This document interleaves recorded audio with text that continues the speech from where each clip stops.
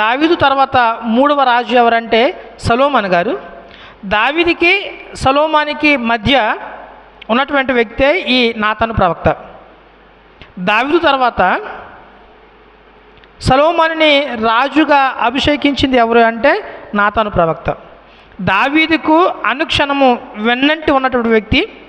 దావీదు తదనంతరం వేరే మరి ఒక కొడుకు రాజు అవ్వాలని ప్రయత్నాలు చేస్తున్నటువంటి క్రమంలో అదంతా సెటరేట్ చేసి దేవుని యొక్క మాట చొప్పున దావీదు తర్వాత సొలొమోను రాజు అవ్వాలి అని దావీదుకి తన భార్యకు వీళ్ళందరినీ ఒప్పించి మెప్పించి దేవుని యొక్క మాట నిలబడేలాగా చేసిన వ్యక్తి నాతాను.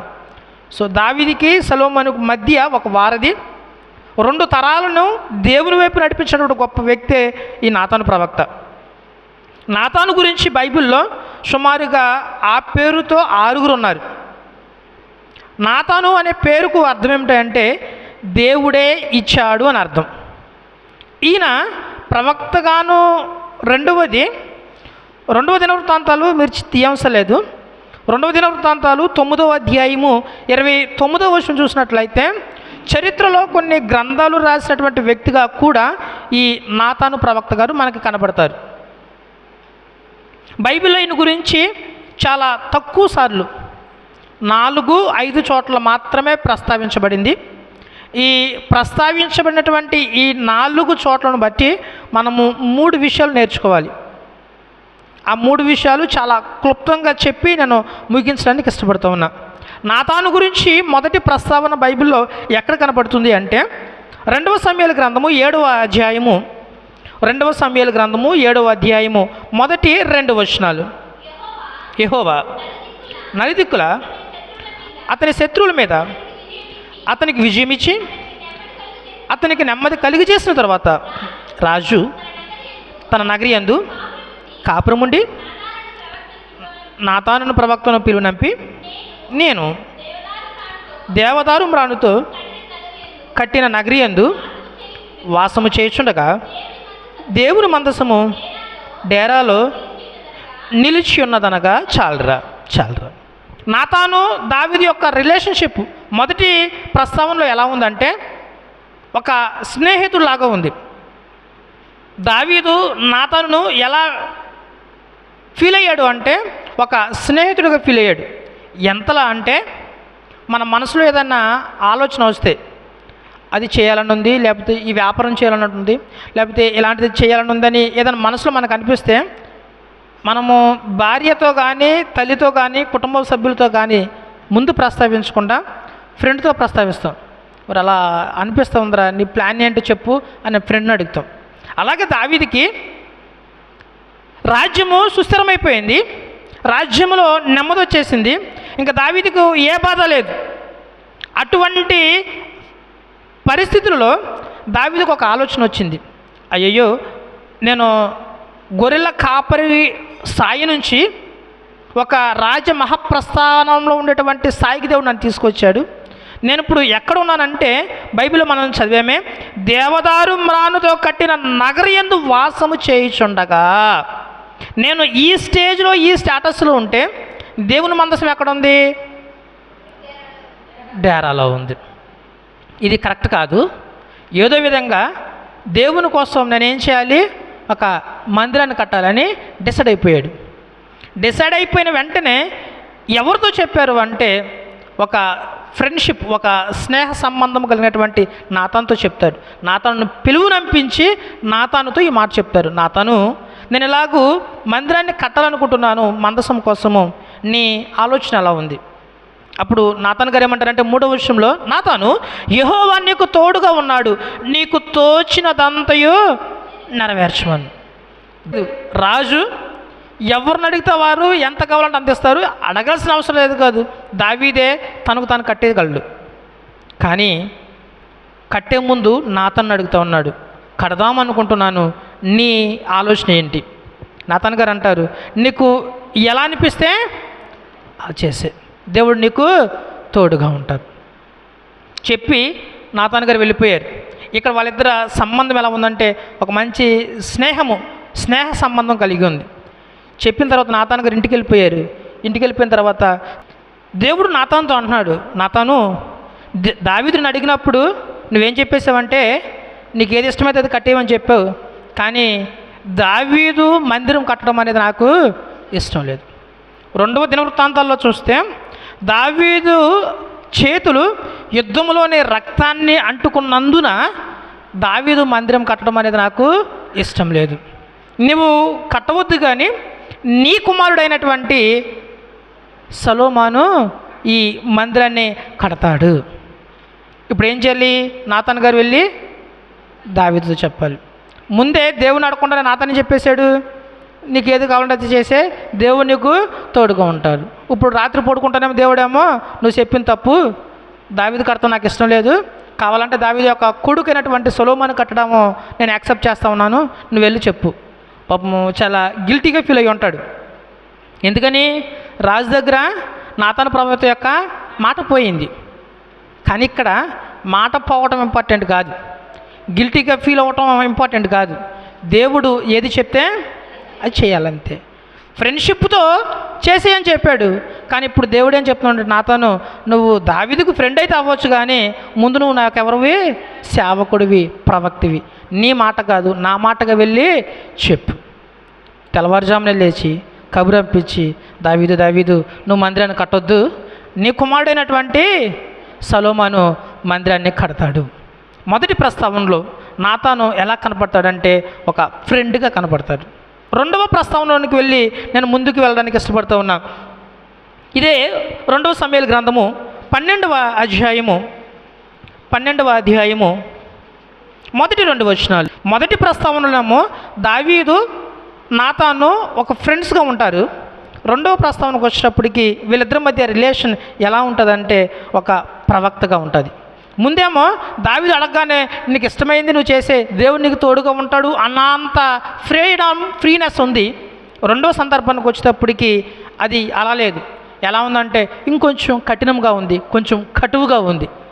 ఇక్కడ నాతాను దావీదు దగ్గరికి వచ్చి ఫ్రెండ్ కదా, ఎంతైనా ఆ ఫ్రీడమ్ ఉంది కాబట్టి నువ్వు తప్పు చేసావని వెంటనే చెప్పట్లా, ఒక మాట చెప్తా ఉన్నాడు. దావీదు నేను నీకు ఒక కథ చెప్తాను. ఒక పేదవాడు ఉన్నాడు, పక్కనే ఒక ధనవంతుడు ఉన్నాడు. ధనవంతుడి ఇంటికి చుట్టాలు వచ్చారు. చుట్టాలు వస్తే మనం ఏం చేద్దాం? రాగానే మంచి చుట్టమైతే కనుక మంచిని ఇస్తాము, వేరే చుట్టమైతే డ్రింక్ ఇస్తాము, ఇంకొక చుట్టమైతే కూర్చోమని కూడా కూర్చోమనం, ఇంకేంటి అని చెప్పి పంపించేస్తాము. ఇక్కడ ధనవంతుడి ఇంటికి ఒక చుట్టం వచ్చాడు.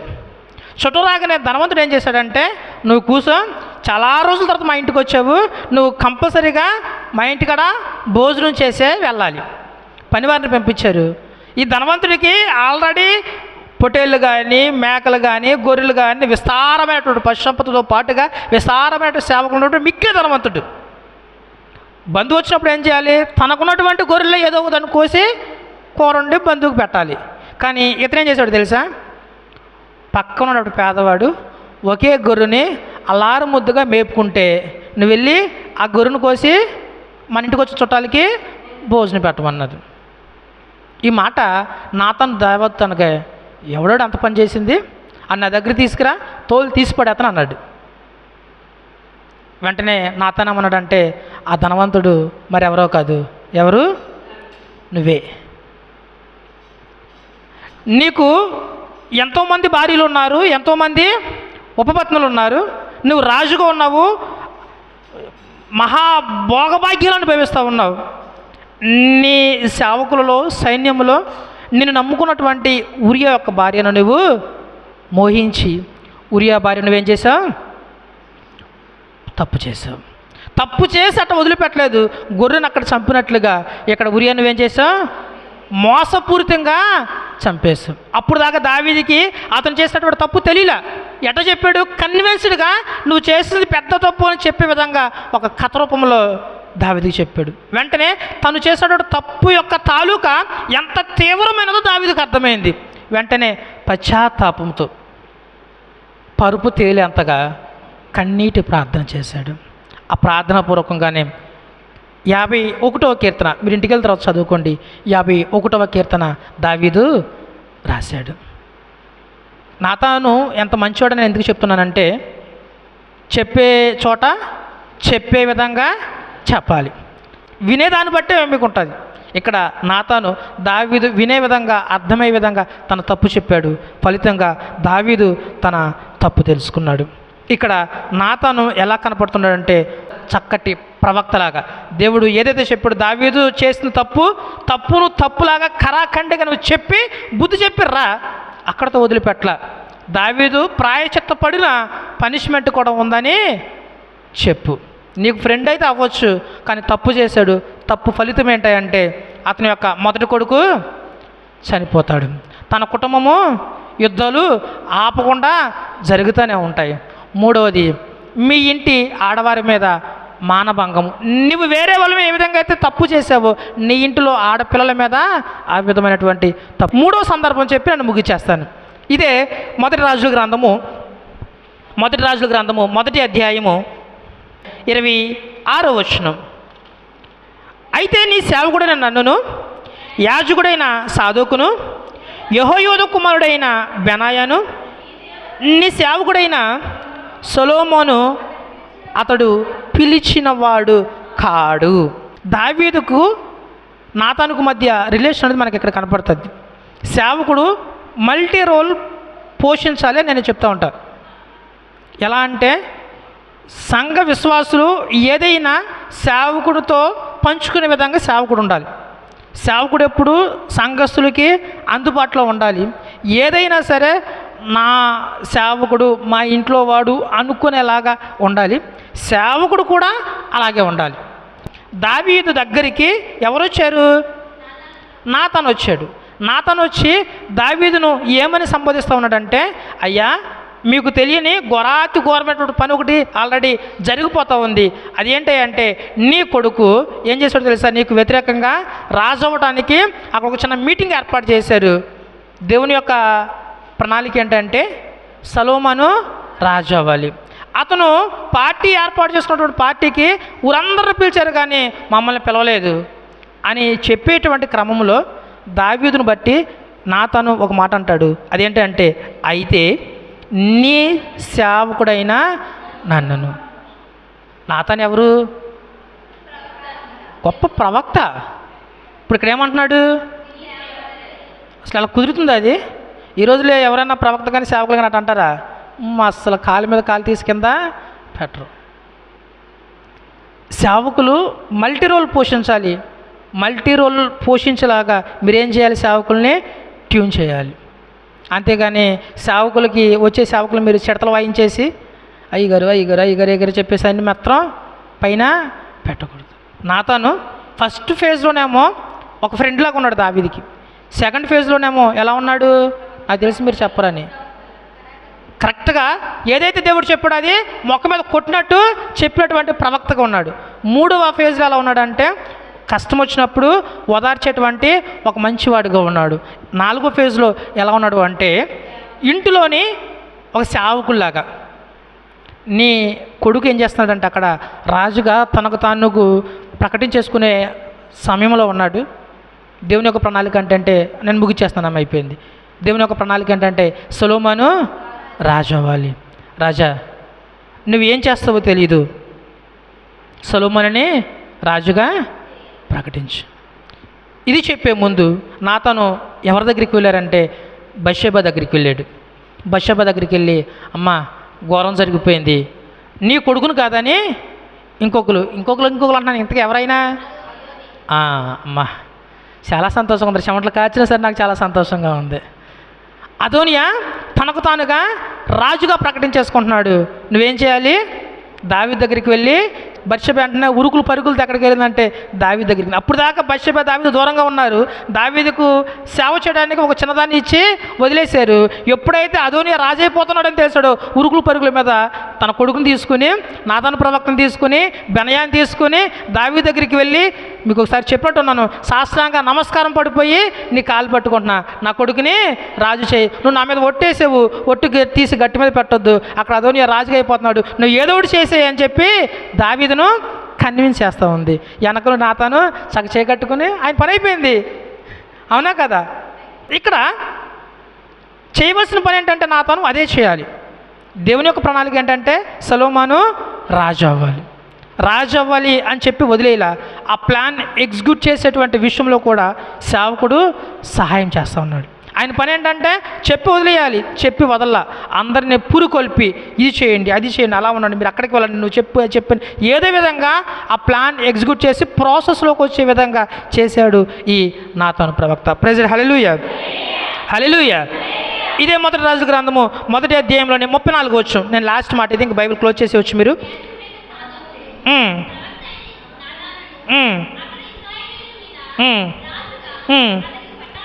రాజుగా అతనికి పట్టాభిషేకము చేసిన తర్వాత మీరు బాఖానాదము చేసి రాజైన సొలొమోను చిరంజీవి యగునుగా కానీ ప్రకటన చేయవలెను. లాస్ట్ ఫేజ్లో నాతాన్ని మనం ఎలా చూస్తాము అంటే అభిషేకం చేసినటువంటి వ్యక్తిగా. ఎవరిని? సొలొమోనుని. చిన్న క్వశ్చన్, ముందు దావీదుని అభిషేకం చేసింది ఎవరు?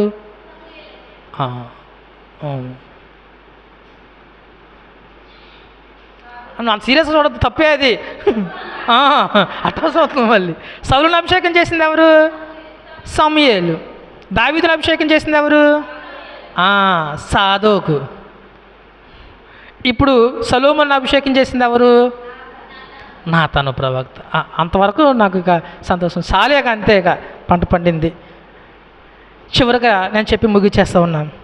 నాతాను దావీదు విషయంలో చేసినటువంటి మేలును బట్టి మొదటి రాజు గ్రంథము 2వ అధ్యాయంలో ఉంటుంది. దావీదు బత్షెబాకు 4 పిల్లలు. మొదటివాడు చనిపోయాడు, రెండోవాడు సొలొమోను, మూడోవాడు చనిపోయాడు, 4వ వాడికి ఏం పేరు పెట్టారు తెలుసా? నాతాను అని పేరు పెట్టారు. ప్రెసిడెంట్ హల్లెలూయా హల్లెలూయా హల్లెలూయా. యాక్చువల్గా బైబిల్లో నాతాను యొక్క పొజిషన్ ఏంటంటే ప్రవక్త. కానీ ఇక్కడ నేను ప్రవక్తను కదా అని ప్రవక్తగానే గిరిగీసుకుని కూర్చున్నాడు అంటే కూర్చోవాల. దావీదుకి ఎప్పుడు ఏది అవసరమో అది చేశాడు. దావీదుకు ఏ సమయంలో ఏది కావాలో ఆ ప్లాన్స్ ఇచ్చాడు. దావీదు వృద్ధాప్యమైనప్పుడు ఏమి చేయనటువంటి సమయంలో ఆలోచన కూడా తట్టనటువంటి పరిస్థితుల్లో దావీదుకి ఒక మంచి ఆలోచన ఇచ్చి నీ తర్వాత సొలొమోను రాజుగా ఉండాలి, ఇది దేవుని నిర్ణయం అని చెప్పి ఒప్పించి బత్షెబాకు చెప్పి తీసుకువచ్చాడు. చివరగా సొలొమోనును అభిషేకం చేసి రాజుగా ప్రతిష్ఠించాడు. నేను కోరేది మీ దగ్గర నుంచి, నేనున్నా, దైవజనులున్నా, నా ప్లేస్లో ఇంకొక సేవకులు వచ్చిన సేవకులు మాత్రమా చూడకూడదు. సేవకులకి చిడతలో వాయించకూడదు. సేవకుల్ని కావలసిన సమయంలో ఒక కొడుకులాగా ఆదరించాలి, కావలసిన సమయంలో ఒక స్నేహితుడిగా ఆదరించాలి, కావలసిన సమయంలో అయ్యా ఈ ప్రాబ్లం ఉంది, ఇంట్లో మా మధ్య ఏదో సిచ్యువేషన్ ఉంది, కొంచెం చేయి దాటింది, ప్రార్థన చేయి. ఇలా సేవకులకి అన్నీ చెప్పుకునే విధంగా ఉండాలి. దావీదు ఏ విధంగా అయితే నేను దేవునికి మందిరం కట్టాలని తన మనసులో బాధ చెప్పాడే, సేవకునికి సంఘానికి మధ్య అలాంటి రిలేషన్ ఉంటేనే సంఘం ఏమవుతుంది? ముందుకు వెళ్తుంది. ఎప్పుడు ఎక్కడ ఎవరున్నా సరే సేవకుల్ని ఒక మల్టీ రోలుగా వాడుకోవాలి. ఒక సేవకుని మందిరంలో పంపించారు అంటే అది కేవలం వాక్యం చెప్పి వదిలేయటమే కాదు. మీ కుటుంబంలో ఒక బిడ్డలాగా, మీకు ఒక ఫ్రెండ్ లాగా, మీ సమస్య ఏదో ఉన్నా సరే దేవునికి చేరవేసే ఒక వారధిలాగా సేవకుని వాడాలి. ఎంతలాగా నమ్మకపోతే, ఎంతలాగా విశ్వసించకపోతే, నాతాను ఎంతలాగా ఆ కుటుంబంలో కలిసిపోతే కొడుకుకి రాకుమారుడు. ఎందుకంటే సొలొమోను రాజు, తన తమ్ముడు అంటే ఆ కుటుంబం అంతా రాజు కుటుంబమే కదా, అతను కూడా రాజు కుమారుడు అవుతాడు, రాకుమారుడు అవుతాడు. అలాంటి రాకుమారుడికి నాతాను అని పేరు పెట్టారంటే ఎంతలాగా మారణమైపోయారు. ఇక్కడ నాతాను సొలొమోను పేరును మార్చి యదిద్య అని మార్చే విధంగా, అంటే ఏదైనా సరే సేవకుడే. అలాగూ సేవకుని ఓన్ చేసుకోండి. ఏ సందర్భం ఉన్నా సరే అయ్యా ఇది పని, మరి అయ్యగారు అమ్మగారు ఇలాంటి పదాలు ఏమీ అవసరం లేదు.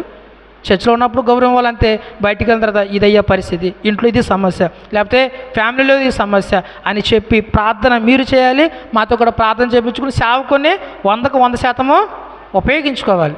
మీరేం చేస్తారంటే ఆదివారం వందనాలు చెప్తారు, మళ్ళీ ఆదివారమే వందనాలు చెప్తారు, మధ్యలో వందనాలు ఏమి అంటే మిగతా సందర్భాలు చెప్పమని కాదు, అక్కడితోనే కాదు అన్ని సందర్భంలో సేవకుని గౌరవించాలి. సేవకుడికి ఇక్కడికి వచ్చిన తర్వాత మేము మీ ఇంట్లో వారిగా ఉండాలి, ఆ విధంగా మీరు ఉంచుకోవాలి. అంతేగాని కోపం వచ్చిందని ఏదో సీరియస్ అయినప్పుడు ఏదైనా గట్టి మాట చెప్పినప్పుడు మూతి బిగించేసుకొని పళ్ళు బిగించేసుకొని అయ్యగారికి నేనంటే ఇష్టం లేదు, అయ్యగారు నేనంటే సీరియస్గా చదువుతారు, అయ్యగారు అసలు అంటే పట్టించుకోరు, ఇటువంటివి కాదు.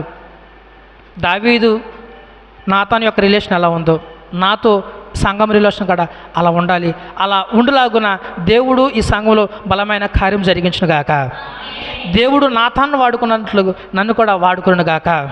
దావీదును విజయ పదంలో నడిపించినట్లుగా ఈ సంఘము కూడా అభివృద్ధి ఆశీర్వాద పదంలో దేవుడే నడిపించును గాక. ఈ చిన్న మాటలు మన వినుకుడిలో దేవుడు దీవించును గాక. తలలో ఉంచినట్లయితే ప్రార్థన చేద్దాం.